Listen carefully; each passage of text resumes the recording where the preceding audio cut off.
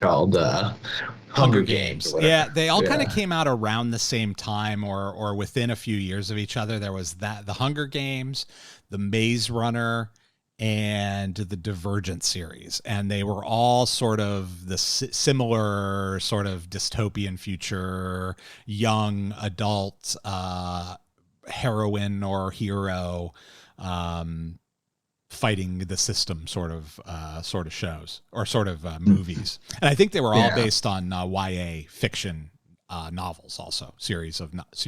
Yeah. Well, I saw the Hunger Games ones. Those were okay, but I think that's mostly because Jennifer Lawrence. Yeah, she's great. I don't know if I saw all of those. I think I know I saw the first one. I don't remember seeing any of the other ones, but I read the books and the books were quite good. I enjoyed those. Okay. All Yeah. right. I got them for free. They were free on Amazon at the time, and I was like, oh, I might as well. So That should be our communication. We'll just toss those that salute. That's my favorite. Like that gift from Jennifer the little two with the finger two. thing. Yeah. Do the whistle. You got to do the whistle too. Yeah, the mockingbird.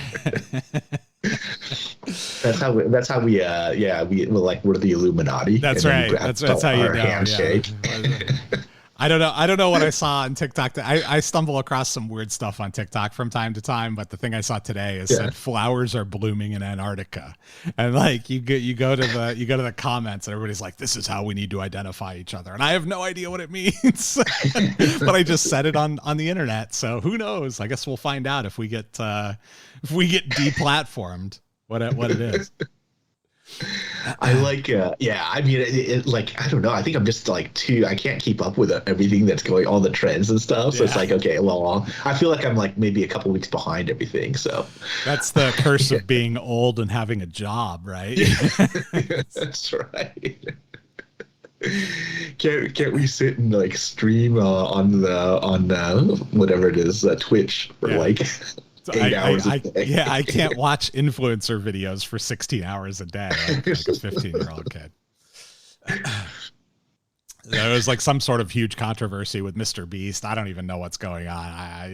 It's like, yeah, who knows? Yeah. Who knows, man? He probably tried to like help somebody, and then they like people just jumped down his throat. That's You know, that's kind of what I've experienced with him in the past. So yeah, that would probably be the case, right? I mean, that guy is like he's donated enough money to give like 1,000 kids yeah, to give them their sight is the one that I saw. right? Yeah. Like, yeah, like he was doing like surgeries, like maybe I don't know if it was to remove cataracts or something. It was like to fix people's eyes, to give people their vision, and then people were like complaining. Yeah.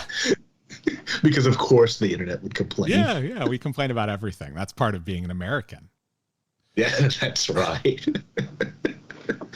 America. America. All right. Number one top 40 song, Uptown Funk again, 11th week at number one, and showing no signs of slowing down. I really don't see anything coming up underneath it that's going to unseat it, but we'll see. And then I have an organized crime story this week. And again, much like Andre Braugher and Norman Lear, kind of topical, because I want to talk about the Black Mafia Family. So this is a Detroit organization, drug trafficking and money laundering. But the reason I want to talk about them is because they also helped to found Bad Boy Records, which is Puff Daddy's company. And if you guys have been following the news on Puff Daddy recently, not great stuff. Not great at all. He's and I don't know, you know what? Like people have always said, like like Jay-Z and him are like part of the Illuminati. Speaking of Illuminati again, but there's, but like people are saying all this like stuff, like the dark stuff, allegedly, like with children and all this other like sacrifice, all this stuff, and.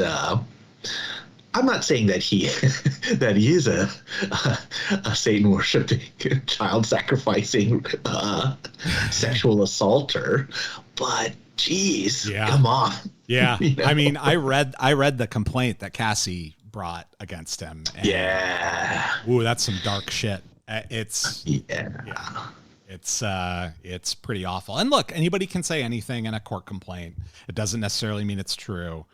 But now it's being sort of confirmed by other people reporting similar behavior. So, it's in my mind, it's always, one is an aberration, more than one. Let's pay attention here. What is it called? Pattern and practice. That's exactly right. Yeah. I mean, I think I saw something about Justin Bieber, even like, under Diddy's, I don't know. I don't even know what you want to call it. Tutelage or what, there's some stories about that too. Yeah. Oh yeah. Well, who would have thought, the music industry and Hollywood and kids. Wow. How terrible. Yeah. Weird. That horrible stuff is going on. That's only been happening for the last 75 years. Yeah. Well, it's not. It's within the realm. People understand the idea of like the casting couch. Sure.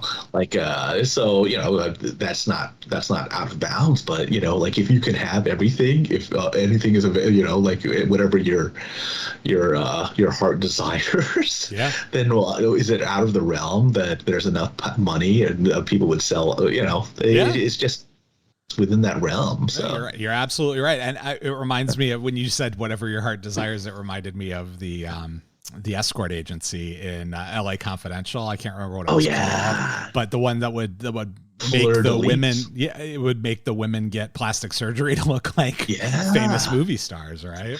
I just watched it.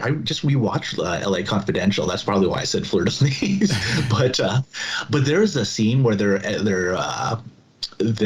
this Hollywood party, and there is a like, just for a second, there is a man sitting in a chair, and there's a girl who looks like it's a young child. She's dressed up like a young child. I mean, it's pretty dark, and that's probably one of the people love that. I like that movie a lot. I love probably that one movie. of my favorite.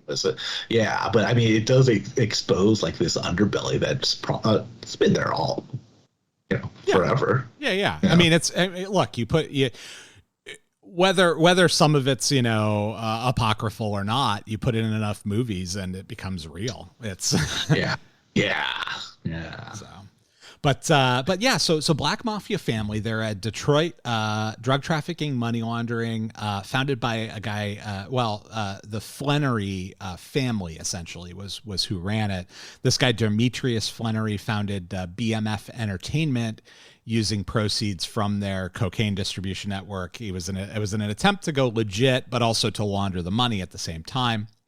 The FBI, DEA, these guys, they were trying to bust these guys for years. It's like 14 years or some sort of ridiculously long investigation that they were doing. And then finally in 2005, they served a bunch of indictments because in 2004, a guy was pulled over driving a 40-foot motorhome with 95 kilos of coke inside. That's a lot of coke. And he became an informant. So the 2004 wiretap led to a bust of another guy who became an informant. And so that they were then able to indict like the entire organization. They arrested 30 of the members in 2005 at the initial raid. They had to have been disappointed with this when they got it. They got $3 million in cash and 2.5 kilograms of coke. And some weapons. They could not have been pleased with that outcome, given that they got a guy on the street with 95 kilos. Yeah. So more indictments followed. Eventually, they got 150 members of the Black Mafia family were arrested. And they believed that represented essentially the entire command and control structure of the organization. But BMF Entertainment had a rapper and was, helpful in the careers and funding of other rappers like Puffy, like Jay-Z, like other people like that. Mm-hmm. And apparently there's a show on Starz produced by 50 Cent that dramatizes the Black Mafia family, and it's called Black Mafia Family on Starz. I had no idea that show existed. I know 50 Cent had done Power, but I didn't realize that he also has Black Mafia Family as well. Have you seen clips of that Power show? I have. Is it called Power Book or something like that? There was Power, and then there's a bunch of like spin-offs and other sort of like ancillary shows associated with Power. And so they have like subtitles and stuff like that. Oh, gotcha. Okay. I've never seen an episode, but I've seen clips, and it looks good, but it also looks totally bonkers. Bonkers, yeah. It's like, what is it? The Oval? The like Oval, exactly. Yeah. So, all right. Well, with that, I think we're through our quick trip back to the week of March 24th, 2015. So let's get into this episode. You know, there's a ton of content in this episode. So there's a lot of stuff that happens. It feels, when I was watching it, it felt like it was like 2 hours long. But it's actually shorter than the average Justified episode. It's only 39 minutes, and that includes like the 2-minute previously on at the beginning of the episode. Which they had to cover a lot of ground on the previously on. I wonder why, because it did seem extraordinarily long, the previously on. It seems like a very long. It did. Noticeably long. Yeah. They had to cover a lot of ground because they really had to. I mean, they went back to like season 4 for a couple of clips, I think. So it was weird, but so tons of content in this episode, and Catherine Hale opens up the episode. She's displeased with Wynn. So she and Wynn are having a conversation about why Boyd Crowder just attempted to blow up the restaurant she was standing in, and why she wasn't aware that was going to happen. And Wynn actually does a pretty good job here at the behest of the marshals. We see halfway through the conversation that the marshals are sitting there listening to what's being talked about between Catherine and Wynn. And he's covering his tracks. He admits that he primed the pump on Boyd because he was worried that Catherine was going to betray him. So he wanted to accelerate the time frame to make sure that they got the money. And he asks her, hey, what happens next? What's going to happen with the money? And she has not heard from Avery yet. So we don't know exactly what's going to happen, but the marshals instruct him to figure that out, to motivate her to get that information to him. And the marshals, in typical cop fashion, are blaming Wynn for Boyd's unsuccessful vault robbery, despite Wynn literally doing everything they asked him to do. It's like, he's like, what do I do here? Like, yeah. And I love the way Wynn kind of chokes the United States Marshal Service out of his mouth when he's when he's saying about how much he is pleased to devote his service to them.